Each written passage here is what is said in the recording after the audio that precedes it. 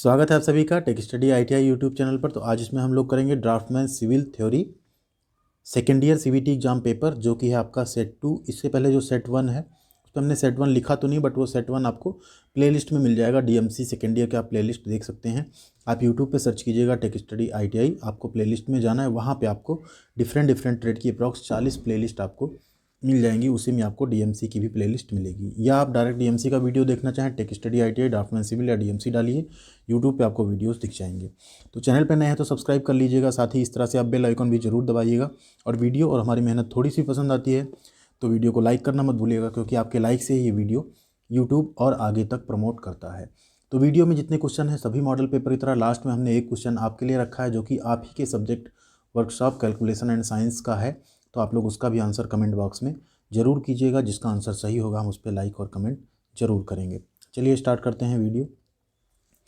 पहला क्वेश्चन यहाँ पे देखिए, विच of the following is the basic need of a human being. निम्नलिखित में से कौन सा मनुष्य की मूलभूत आवश्यकता है। इसमें से कौन सी मूलभूत आवश्यकता आपको बताना है। सीट यानी चादर, शेल्टर यानी आश्रय, हट्स यानी झोपड़ी या आश्रय, यहाँ पे हिंदी सेम आ गया है, एंड ट्री। तो शेल्टर जो होता है रहने के लिए आश्रय या घर, ये क्या होती है हमारी मूलभूत आवश्यकता होती है, एक बेसिक नीड होती है मानव जाति की या मनुष्य की। क्वेश्चन नंबर 2 है, देखिए what is the shape of the given plan. इस प्लान का आपको शेप बताना है। देखिए इसकी लंबाई और चौड़ाई दोनों कितनी है, 20, साइज 20x20 है। तो ये क्या हो गया, स्क्वायर हो गया, क्योंकि वर्ग हो गया। वर्ग की क्या होती हैं, चारों जो भुजाएं होती हैं या चारों साइड्स होती हैं क्या होती हैं, सेम होती हैं। अगला क्वेश्चन देखिए, क्वेश्चन नंबर 3 है, which of the following is the important advantage of orientation of building. निम्नलिखित में से कौन सा भवन के ओरिएंटेशन यानी उन्मुखीकरण का महत्वपूर्ण लाभ है। क्या लाभ होता है आपका, एस्थेटिक यानी सौंदर्य बोध, रिडक्शन इन एनर्जी बिल्स, ऊर्जा बिजली बिलों में कमी होगी, इम्प्रूव्ड सर्कुलेशन बेहतर परिचालन होगा, या आउटडोर प्रोजेक्शन यानी बाहरी प्रोजेक्शन सही होगा। तो यहाँ पे आपका राइट आंसर हो जाता है सही ओरिएंटेशन से। ठीक है, क्या होता है आपका जो रिडक्शन होता है एनर्जी बिल का, बिजली बिल का, वो सब आपका रिड्यूस हो जाता है, कम हो जाता है। क्वेश्चन नंबर 4 है, what the key for 3DOSNAP। ठीक है, 3DOSNAP की क्या है, तो उसकी की होती है आपकी ऑप्शन डी F4। क्या होती है, F4 आपकी जो है उसकी की होती है। अगला क्वेश्चन देखिए, क्वेश्चन नंबर 5 है, which type of building comes in group H. Group H में किस प्रकार की बिल्डिंग यानी भवन आते हैं। हैजार्डस यानी खतरनाक, इंडस्ट्रियल औद्योगिक, स्टोरेज यानी भंडारण वाले, या बिजनेस व्यापार। तो ग्रुप एच में आता है आपका स्टोरेज बिल्डिंग आता है। कैसी बिल्डिंग आएगी, स्टोरेज बिल्डिंग। अगला क्वेश्चन, क्वेश्चन नंबर 5 है, देखिए what the name of the tool bar given below. नीचे दिए गए इस टूल बार का आपको क्या बताना है, नाम बताना। ये है आपका ड्रा टूल बार। कैसा टूल बार है, ड्रा टूल बार। ठीक है, अगला क्वेश्चन है, which of the following command has one major option. निम्नलिखित कमांडों में से एक प्रमुख विकल्प कौन सा है, line, M line, P line, या पॉलीगन। तो जो पी लाइन होता है आपका, पॉली लाइन या पी लाइन जिसे हम कहते हैं, ये जो होता है आपका, ये एक क्या है, मेजर ऑप्शन। इसके बहुत सारे ऑप्शंस रहते हैं इस कमांड के। ठीक, अगला क्वेश्चन है, क्वेश्चन नंबर 8 है, देखिए which is the production of housing components using factory mechanization. ठीक है, फैक्ट्री मशीनीकरण, मैकेनाइजेशन या फैक्ट्री मशीनीकरण के उपयोग से आवास घटकों का उत्पादन कौन सा है। तो फैक्ट्री मशीनीकरण से हम क्या बनाते हैं, जो प्री फैब्रिकेशन होता है। ठीक है, प्री फैब्रिकेशन हम क्या कर लेते हैं, बना लेते हैं। अगला क्वेश्चन है, क्वेश्चन नंबर 9 है, in which portion of tectonic plates earthquake generally occurs. Tectonic प्लेटों के किस भाग में भूकंप आमतौर पर होता है। प्लेट बाउंड्रीज में, डाइवर्जन प्लेट्स में, कन्वर्जिंग प्लेट्स में, या मिडिल पोर्शन में। तो प्लेट बाउंड्रीज जो होती हैं उसी में जनरली अर्थक्वेक जो है, भूकंप जो है क्या होता है, होता है। क्वेश्चन नंबर 10 है, which material is strong in tensile strength. तन्य शक्ति, तनाव शक्ति में कौन सा पदार्थ मजबूत है। सीमेंट, सैंड, स्टील, या वाटर यानी पानी। तो स्टील जो होता है इसको हम खींच सकते हैं, इसमें हम तनाव, टेंसाइल स्ट्रेंथ इसकी अच्छी होती है। क्वेश्चन नंबर 11 है, what the angle marked as X. इसमें जो एक्स है ये एंगल आपको बताना है, ये कितना है, 15 डिग्री, 30 डिग्री, 45 डिग्री, या 60 डिग्री। तो ये होता है आपका 45 डिग्री। अगला क्वेश्चन नंबर 12 है, where the bending moment is always zero. तो बेंडिंग मोमेंट कहाँ पर हमेशा जीरो होता है? बहुत ही सिंपल सा क्वेश्चन है, आप सभी लोगों को पता है। जो सपोर्ट्स होते हैं एट सपोर्ट, वहाँ पर हमेशा बेंडिंग मोमेंट क्या रहता है? शून्य रहता है या जीरो रहता है। अगला क्वेश्चन है, क्वेश्चन नंबर 13 है, what is name of the structure. इस स्ट्रक्चर का आपको नाम बताना है। क्या है? देख लिया होगा आपने, नाम भी आपको ऑब्वियस सी बात आपने गेस कर लिया होगा। आरसीसी फ्रेम्ड स्ट्रक्चर है, रिजिड फ्रेम स्ट्रक्चर यानी कठोर फ्रेम संरचना है, ब्रेस्ड फ्रेम स्ट्रक्चर है, या पोर्टल फ्रेम संरचना या स्ट्रक्चर है। तो ये कैसा है? आरसीसी फ्रेम्ड स्ट्रक्चर है। ठीक है, आरसीसी फ्रेम युक्त संरचना है। अगला क्वेश्चन है, क्वेश्चन नंबर 14 देखिए, नेम ऑफ द अपैरेटस। इस उपकरण का आपको नाम बताना है। तो ये उपकरण है आपका एक्चुअल में, इसको हम बोलते हैं स्लंप कोन। क्या बोलते हैं? स्लंप कोन बोलते हैं। इससे हम जो एग्रीगेट होता है, जो मिक्सचर होता है आपका कंक्रीट का, उसकी हम चेक करते हैं, उस पर वर्केबिलिटी चेक करते हैं। ठीक, इससे स्लंप कोन से। क्वेश्चन नंबर 15 है देखिए, what is the length of the you type hook. One you type hook, एक यू टाइप हुक की लंबाई क्या होती है? लंबाई हमेशा क्या होती है उसकी? 9d, जहाँ d क्या है उसकी? डायमीटर या उसका व्यास है। अगला क्वेश्चन है, क्वेश्चन नंबर 16 है, which span the which span the plate girders are used. Plate girders का उपयोग किस स्पैन में किया जाता है? मोर देन 5 मीटर, यानी 5 मीटर से ज़्यादा स्पैन होगा तब, 10 मीटर से ज़्यादा अधिक होगा, ज़्यादा होगा तब, मोर देन 15 मीटर या मोर देन 20 मीटर। तो प्लेट गर्डर्स हम वहाँ यूज करते हैं जहाँ स्पैन क्या हो? 20 मीटर से ज़्यादा हो। अगला क्वेश्चन है, क्वेश्चन नंबर 17 देखिए, which riveted joints consist of 2 parallel rows and rivets where rivets are just opposite each other. कौन से रिवेट जोड़ में दो समांतर पंक्तियाँ और रिवेट होते हैं जहाँ रिवेट एक दूसरे के ठीक विपरीत होते हैं? सिंगल रिवेटेड लैप जॉइंट में, double riveted single lap joint में, डबल रिवेटेड यानी डबल लैप जॉइंट में, या सिंगल कवर बट जॉइंट में। तो यहाँ पे आपका right answer option B, double riveted single lap joint.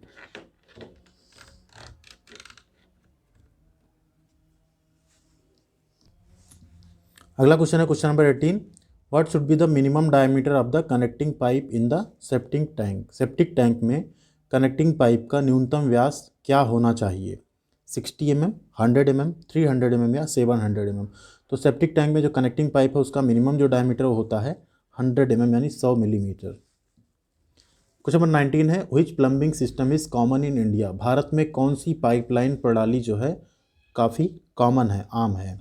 1 pipe system, 2 pipe system, single track system, या single stack partially ventilated system. तो यहाँ पे आपका राइट आंसर है 2 पाइप सिस्टम। अगला क्वेश्चन है, क्वेश्चन नंबर 20 देखिए, which pipe system of plumbing work soil and waste pipe are separated. देखिए यहीं पे आ गया, 2 पाइप सिस्टम में ही ऐसा होता है। कौन से पाइप सिस्टम में जो वर्क सॉइल है और अपशिष्ट पाइप है, वेस्ट पाइप है, उसमें अलग अलग रहता है? तो वो होता है आपका 2 पाइप सिस्टम में, जो कि इंडिया में जनरली ज़्यादा यूज भी की जाती है। अगला क्वेश्चन है, क्वेश्चन नंबर 21 देखिए, which bridge is mostly use for railway bridge of small spans. छोटे स्पैन के लिए, रेलवे पुलों के लिए ज़्यादातर किस पुल का उपयोग किया जाता है? स्टील गर्डर का, स्टील ट्रफ प्लेट का, सस्पेंशन का, या स्टील ट्रस का? तो यहाँ पे आपका राइट आंसर है स्टील ट्रफ प्लेट का। अगला क्वेश्चन देखिए, what is marked as X. X के रूप में जो चिन्हित भाग है इसका आपको नाम बताना है। ये क्या है आपका? इसे हम बोलते हैं free board. Option C, free board. अगला क्वेश्चन है, what is the classification of dam based on use. उपयोग के आधार पर बांध का आपको वर्गीकरण क्या है? डिटेंशन, डेब्रिस, रिजिड, या बट्रेस। तो यहाँ पे आपका राइट आंसर है डिटेंशन, जो जनरली जहाँ होता है इम्पैक्ट आपका फ्लड का, इन सब का, उसके लिए इस बांध का यूज किया जाता है। क्वेश्चन नंबर 24 है, विच is the seat of overflowing water. अधिक बहते पानी की सीट कौन सी है? तो ओवरफ्लोइंग वाटर की जो सीट होती है उसे हम कहते हैं आवरण, या इसी को हम बोलते हैं नैपी। अगला क्वेश्चन है, what is the normal recommended land width of national highway in open area. खुले क्षेत्र में राष्ट्रीय राजमार्ग की सामान्य अनुशंसित भूमि चौड़ाई क्या है? 24 मीटर, 25 मीटर, 35 मीटर, या 45 मीटर। राइट आंसर है आपका ऑप्शन डी, 45 मीटर। अगला क्वेश्चन है, where did the central road research institute started. केंद्रीय सड़क अनुसंधान संस्थान कहाँ से शुरू हुआ? इंग्लैंड से, नागपुर से, नई दिल्ली से या फ्रांस से?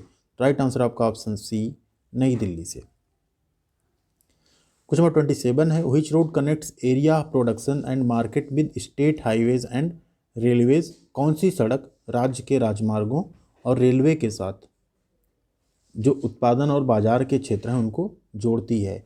National highway, major district, village या अदर डिस्ट्रिक्ट? तो यहाँ पे आपका right answer option B, major district. Question number 28 है, which country developed the GPS? GPS जिसको हम बोलते हैं ग्लोबल पोजिशनिंग सिस्टम, जिसके थ्रू आप डायरेक्शन वगैरह चेक करते हैं। जीपीएस किस देश ने विकसित किया? तो जीपीएस का विकसित किया था यूएसए यानी अमेरिका ने, ऑप्शन ए। क्वेश्चन नंबर 29 है, which segment of GPS consist of receivers? GPS के किस सेगमेंट में रिसीवर होते हैं? कंट्रोल सेगमेंट में, यूजर सेगमेंट में, स्पेस सेगमेंट में या नेविगेशन सेगमेंट में? यूजर जो हैं ये होते हैं उसके रिसीवर सेगमेंट में। क्वेश्चन नंबर 30 है, which instrument use for setting out curves in angular method? कोणीय विधि में कर्व स्थापित करने के लिए किस उपकरण का उपयोग किया जाता है? कंपास का, टेप का, चेन का या थियोडोलाइट का? यहाँ पे आपका right answer option D, theodolite का। क्वेश्चन नंबर 31 है, which is used for joining the rail? Rail को जोड़ने के लिए किसका उपयोग किया जाता है? आपने देखा होगा जो रेल की पटरी होती हैं, रेलवे लाइंस होती हैं, उनको जोड़ने के लिए हम जो यूज करते हैं उसको हम बोलते हैं फिश प्लेट्स। क्या बोलते हैं उन्हें? हम फिश प्लेट्स बोलते हैं। कुछ इस तरह से आपने देखा होगा। ये आप देखेंगे यहाँ पे ये क्या है, रेल पटरी हो गई, यहाँ पे ये जोड़ा गया है, इसको हम फिश बोल्ट बोलते हैं, इसको फिश प्लेट, और ये होता है फिश जॉइंट या इसी को हम जॉइंट बोलते हैं। क्वेश्चन नंबर 32 है, which bridge is shown in figure? कौन सा पुल इस चित्र में दिखाया गया है? तो ये फिगर आप लोग देख लीजिए और आपको बताना है कौन सा ब्रिज ये है। तो ऐसे ब्रिज को क्या बोलेंगे? सेमी थ्रो, डेक थ्रो या सस्पेंशन? तो इसे हम बोलते हैं through, option C, through.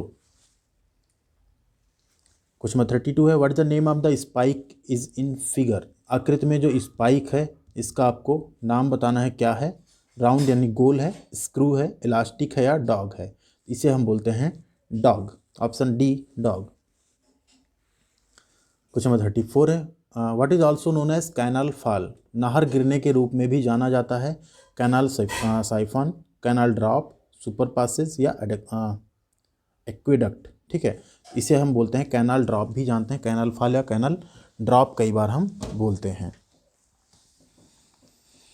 Question number 35 है, what is the plastering area for a pillar? एक खंभा के लिए जो प्लास्टरिंग एरिया, प्लस्तर का क्षेत्र होगा, क्या होगा? तो कोई भी जो पोल होगा इसका आप पेरीमीटर निकाल के इसकी हाइट से क्या कीजिए, इसको मल्टीप्लाई कर दीजिए, तो क्या मिल जाएगा आपको?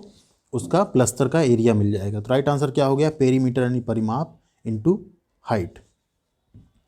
अगला क्वेश्चन है, देखिए, what the unit for cement concrete in MKS system? MKS system में सीमेंट कंक्रीट के लिए इकाई क्या है? एनओएस यानी नंबर्स यानी संख्या, मीटर, स्क्वायर मीटर या क्यूबिक मीटर? तो एमकेएस में हम उसे क्यूबिक मीटर में मेजर करते हैं।